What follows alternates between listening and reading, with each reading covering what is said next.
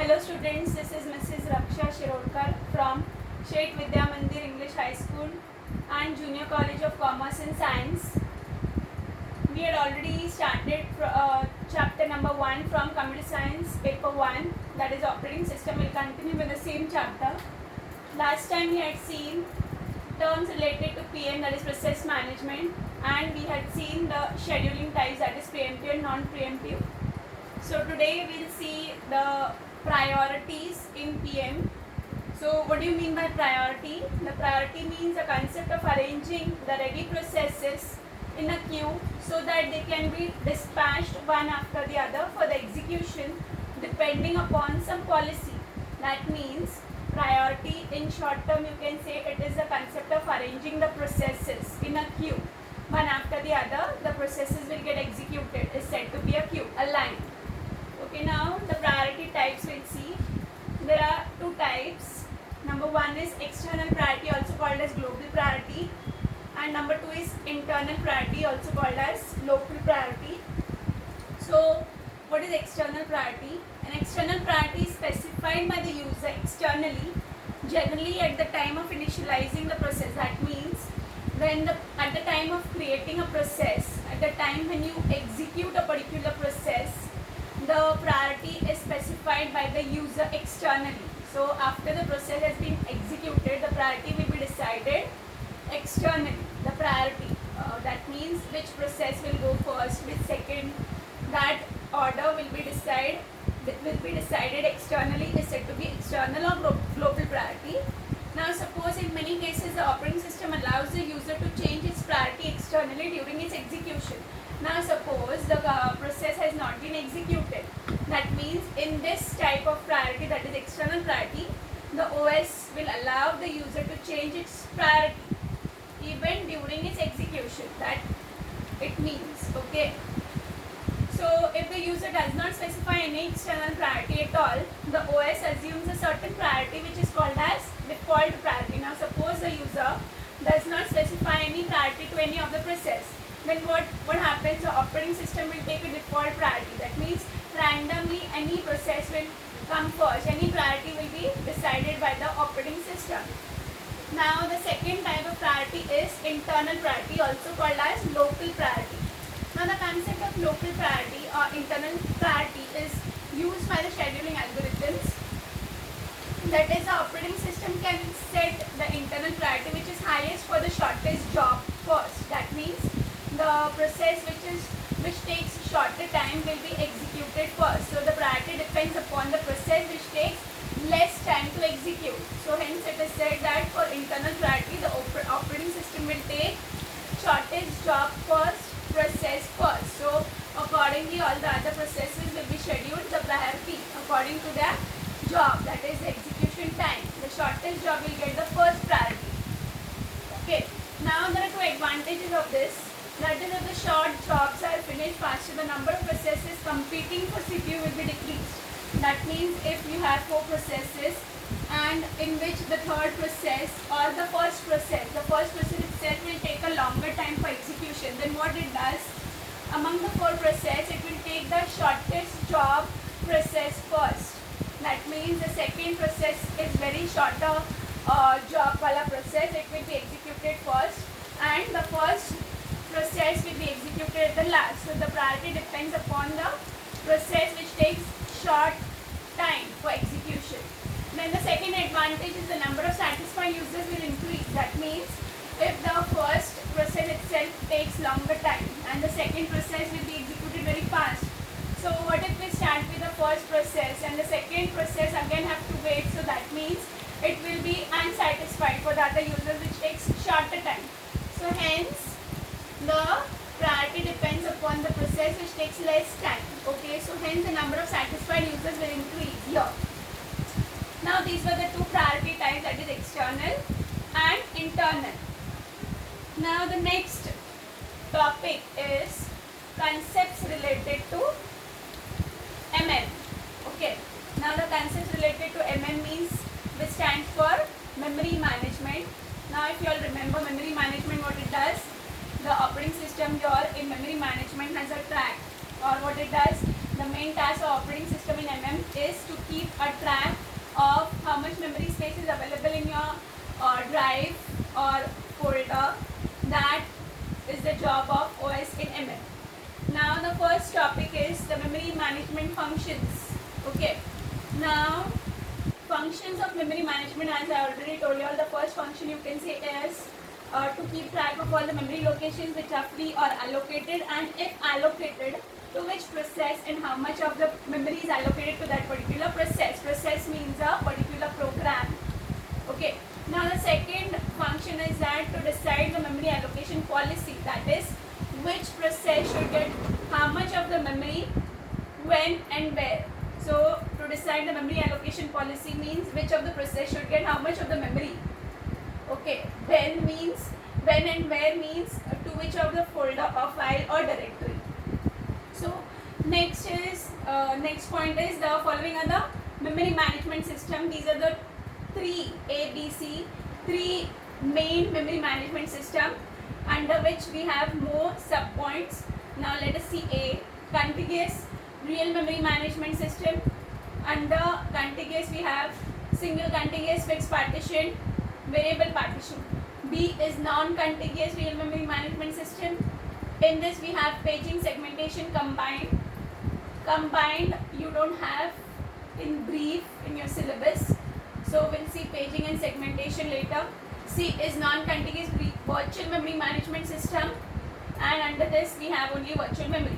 So one by one we'll see the whole three types in brief. Now the next topic is multitasking.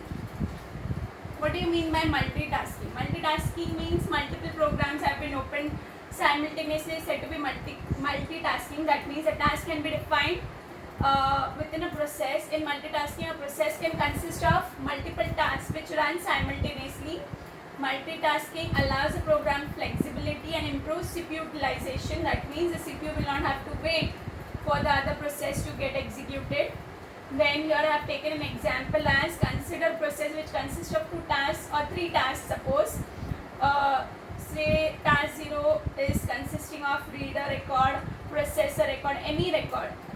Then second task consists of a write, means a task 0 consists of reading a record. Task 1 consists of writing a record. So the 2 tasks are defined within the same process which run concurrently within the same process. If the task 0, now suppose if here I have taken 3 tasks and suppose one of the tasks is blocked, instead of blocking the entire process, the OS will find out whether the task 1 or the other task can be scheduled or not. Now here I have taken task 1, 2 and 3. That means suppose if the task 1 is blocked, what it does, the operating system will check out whether task 2 can be executed or not. So instead of blocking the entire process, that is task 1, task 2, task 3, it will check whether the other task can be executed. Okay, so this is multitasking procedure. CPU time means whether the CPU is free to execute that particular task, so hence it is written in a blank space, and filled space, that is purple space, is said to be waiting time. That means it has to wait for some other process which is executing. Now the next topic here is partitioning, which we had seen in the memory management system. So partitioning means what? So certain operating systems use partition memory management to allow the multi-programming. That means partitioning, in normal words you can say dividing the main memory into various sections. These sections are nothing but the partitions. So dividing the memory into different sections or partitions is said to be partition itself. There are 2 types, fixed and variable partition. Fixed, which is also called as static, and variable, which is also called as dynamic partition. So static partitioning also is called as fixed partitioning, and dynamic partition is also called as variable partitioning. So fixed partition means what? In fixed partitioning, the partitions could be of different sizes, but once the size is decided, it cannot be changed. Fixed means what?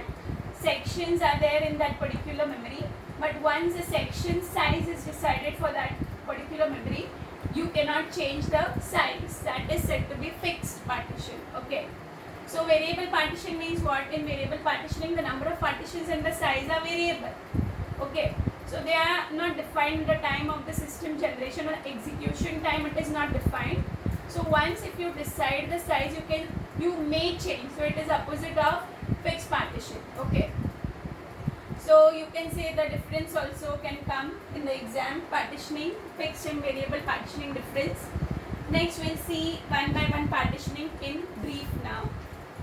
Number one is static partitioning. Static partitioning means the memory partitions are created sometime before the execution and it remains fixed only after the execution. This approach is nothing but the static partitioning. Static means, as I've already told you all, static means fixed. Once the size is decided for that particular memory of the partition, you cannot change the size. So hence it is said to be fixed.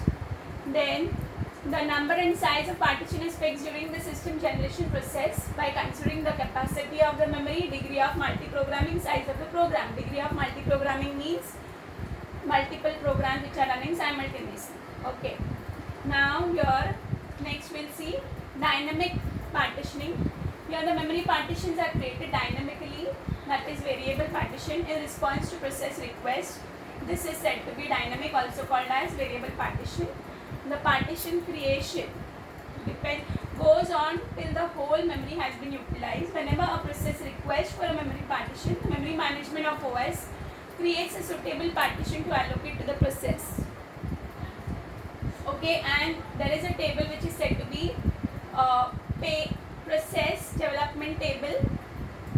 Now see here is an example of partitioning.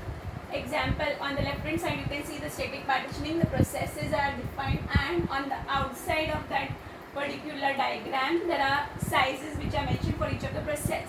So P1, P2, P3, then comes a blank space, that means it is a free space of memory which is not defined.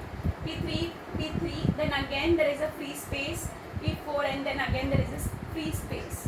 Okay, that means inside of that there is no process, but it has been taken the memory size. Okay, now see here on the right hand side you can see dynamic partitioning.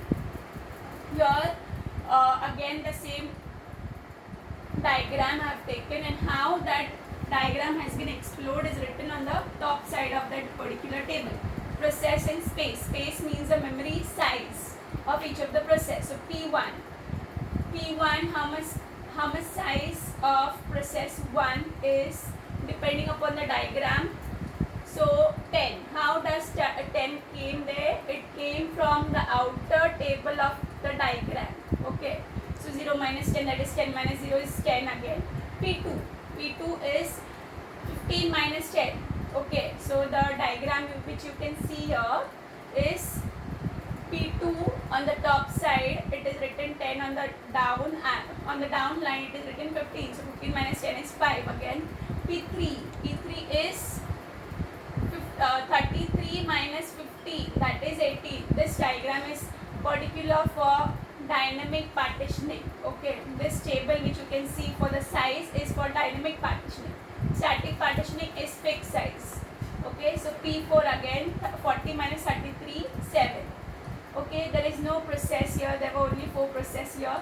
So again you can write the same size wala table for static partitioning also will do. Okay, I have only taken the diagram for dynamic partitioning. So you can take any number that you want. Next topic is paging. Paging means what?